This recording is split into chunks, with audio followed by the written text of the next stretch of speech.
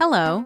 Welcome to another installment of the Central American Group's podcast, in which experts discuss topics related to doing business in Costa Rica, El Salvador, and the rest of the region. Hello. Welcome to another installation of the Central American Group's series of podcasts. We speak with experts that are both internal and external to the organization about topics that are germane with regard to doing business in Costa Rica, El Salvador, and the rest of Central America. Today, we have Vanessa Gibson with us. She is with Costa Rica's National Economic Development Promotion Agency. It's called CINDE. She is the manager of investment climate there. And I just want to welcome you, Vanessa. And if you could tell our audience a little bit about yourself and your organization, we'd appreciate that. Oh, thank you very much. And it's great to be here. Thank you for the space and the opportunity, and wishing everyone a new year. CINDE stands for the Costa Rican Investment Promotion Agency, and we've been around for over 35 years now. Basically, today we dedicate hand-to-hand with the government of Costa Rica to promote abroad Costa Rica as the right location for companies, and we've been growing the footprint of companies in Costa Rica in these years. Today we account for over 300 multinational firms in specific industries that has been building up the economic development of the country. They're mostly in the services industry, but as well in advanced manufacturing, light manufacturing, food industry. Finally, a major player in the industry for us would be medical device manufacturing, which today accounts as the main product of export of Costa Rica. So in my case, I have the opportunity to work in this amazing organization, supporting companies on the investment climate, meaning understanding and projecting how Costa Rica will remain competitive as well as pertinent for the companies that has a footprint here, and also trying to foresee the future of the investment climate environment required for what we think would be new generations of foreign direct investment. Well, thanks a lot for that summary of your qualifications, your position, and your organization. I just want to say up front, congratulations.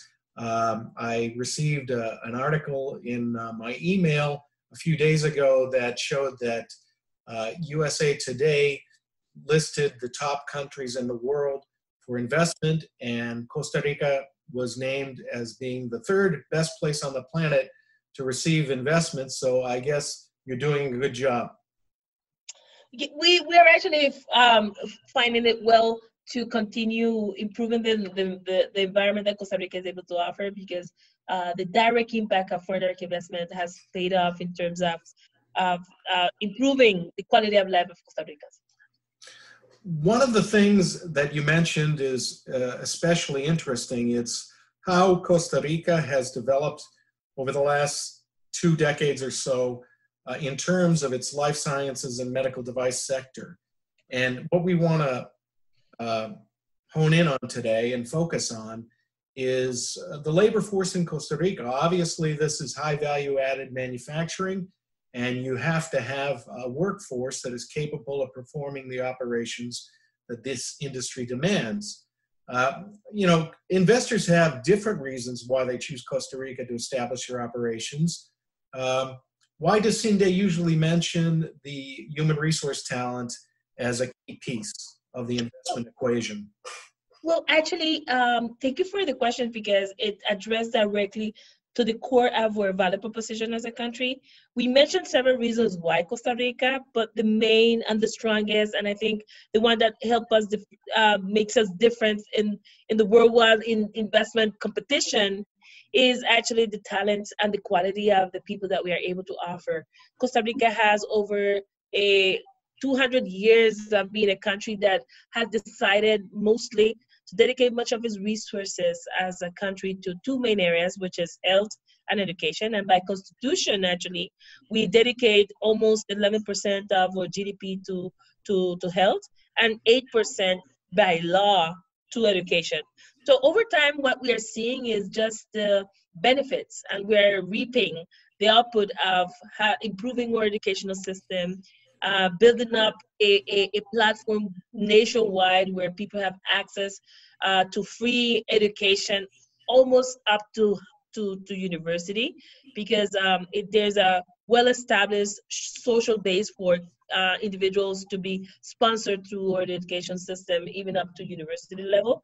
And with that, targeting now on our side and benefiting from attracting companies, high investment and high sophistication processes to Costa Rica to basically improve the welfare of the country. So companies that choose Costa Rica are normally choosing Costa Rica because of the talent, the education level, and actually even beyond that, the potential of them learning and becoming even more sophisticated along with the need of the companies to go through this global digital transformation. So when we realize that opportunity, we are seeing more and more companies choosing the country based on the quality of the talent.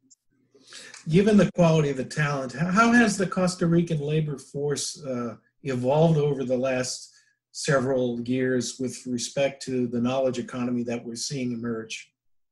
Well, I would say the significant transformation we're seeing and experiencing in the last 10 years. As you know, Costa Rica, we're in the middle of the Americas in Central America. So, for example, there's now a well-standard knowledge and platform for individuals, even from kindergarten, to become bilingual, which is actually a very deep transformation in our educational system.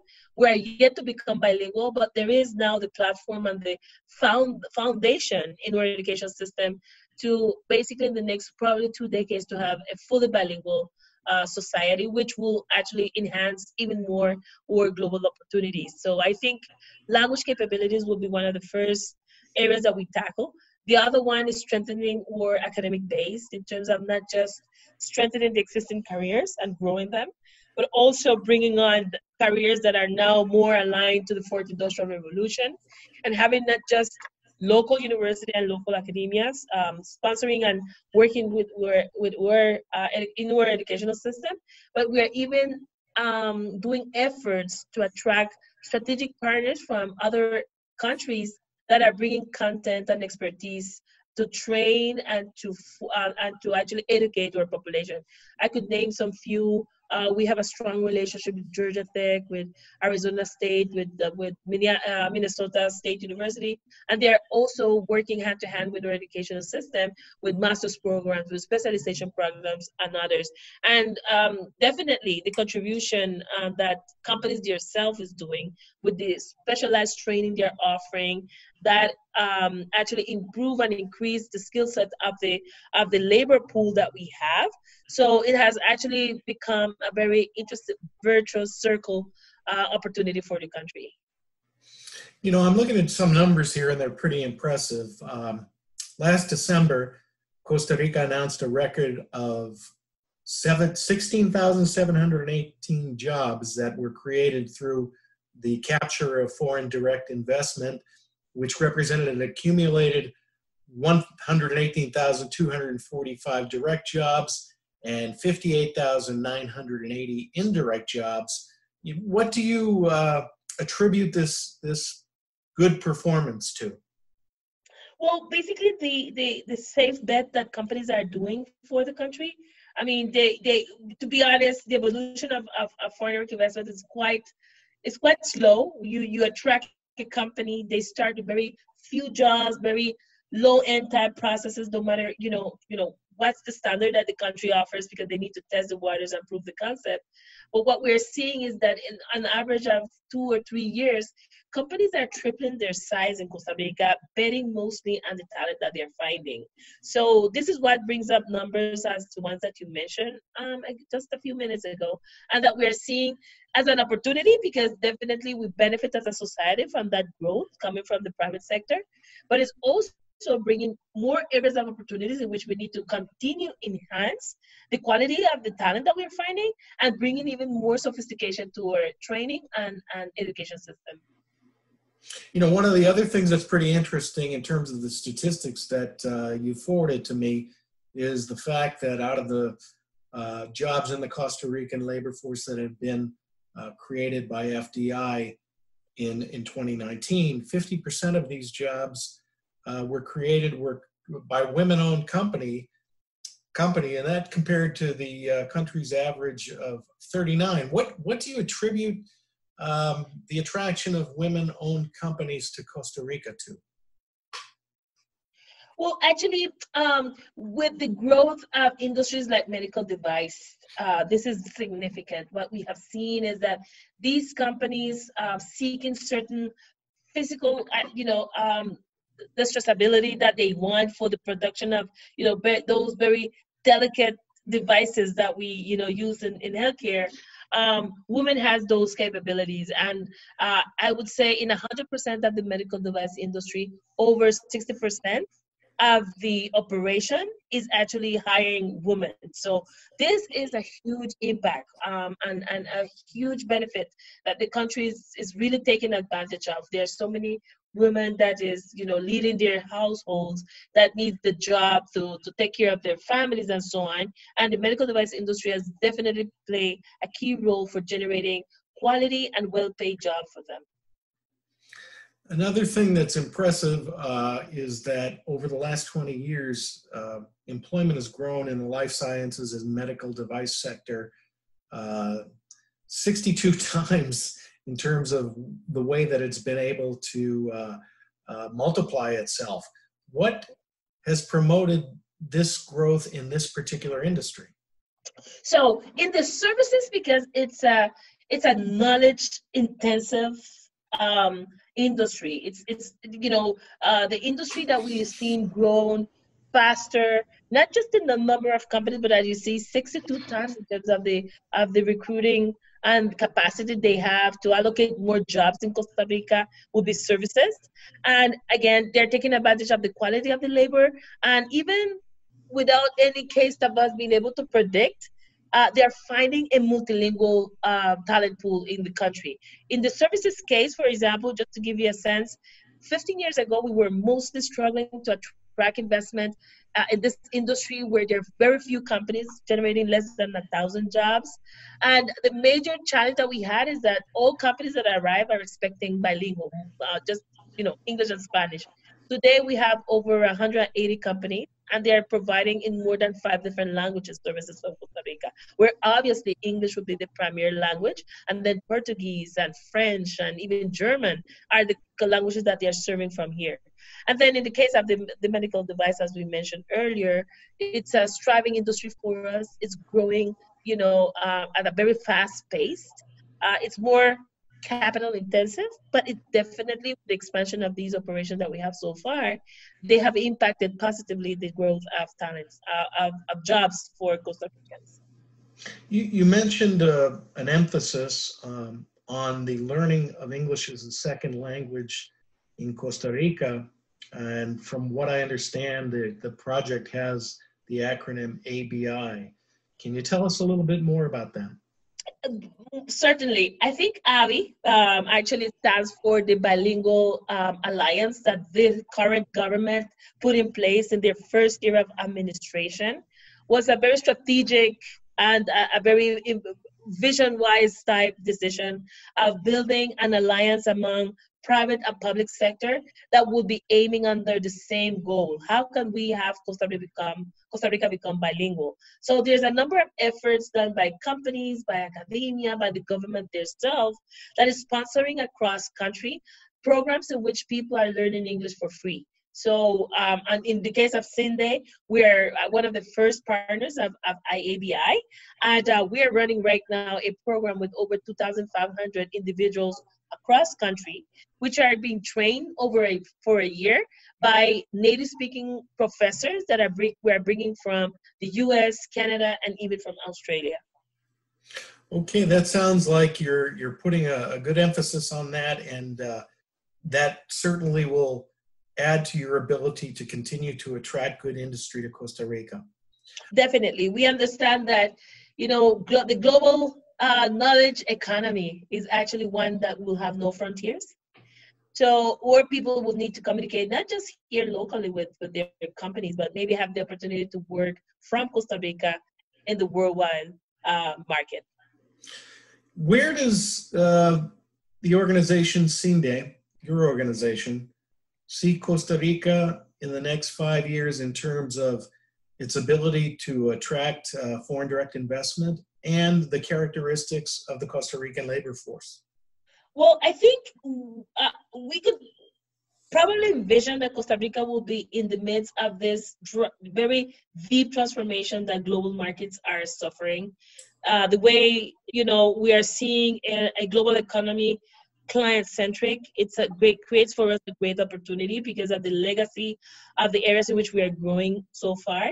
And with that, probably in the next 5 years, we will be on the new wave of the new investment, foreign direct investment flows that will be happening, not necessarily in the way that it happens today, but maybe the new forms of business opportunities. Meaning that, as I said, with a well-educated, bilingual or multilingual labor force, technology would enable Costa Ricans to have a job with a company anywhere in the world, not necessarily moving from Costa Rica, and with that bringing all the benefits of being a global market. We are seeing the opportunity as well to foster the growth of innovation and knowledge-based companies that will arise as spin-off of many of these companies with the talent that's been trained and actually been transformed by these companies. And maybe, why not, in 5 years, we'll have our first Costa Rican unicorn. That sounds very good. One of the things we like to do is to promote the organizations of people that are like yourself, that are kind enough to speak with us. It's our understanding that your company will be at your organization will be at the MD&M West Medical Device Trade Show in Anaheim this coming February. If you can tell us how folks at that trade show, hopefully they'll listen to this and want to speak to you, how would they go about finding you? Well, we will be listed as part of the stands and so on. We always try to have a good located stand, so hopefully it's easy to find us. And there will be a staff of CINDE there for all the days of the event. Open as well through the platform of the event to have one-on-one meetings with companies that want to hear a little bit more on a detail of our history and the value proposition of the country. So we are very excited, and hopefully we will have a lot of people asking to sit down with and to hear about Costa Rica's history. And the last thing that we always like to do is to try to make the people that are kind enough again to speak with us available to our listening audience for questions. So if after listening to this, an individual has a question that they'd like to ask you, how would they get in touch with you? And if you could give both perhaps your email address and your website address, that could be of assistance and help those of us that have further questions. No problem. And it will be a pleasure for us to reach out and build up our network. So our webpage will be www.cinde, that stands for cinde.org. And you will find a lot of information similar to what we shared this morning on the podcast available there, and additional data. So we really encourage people to visit us on our webpage.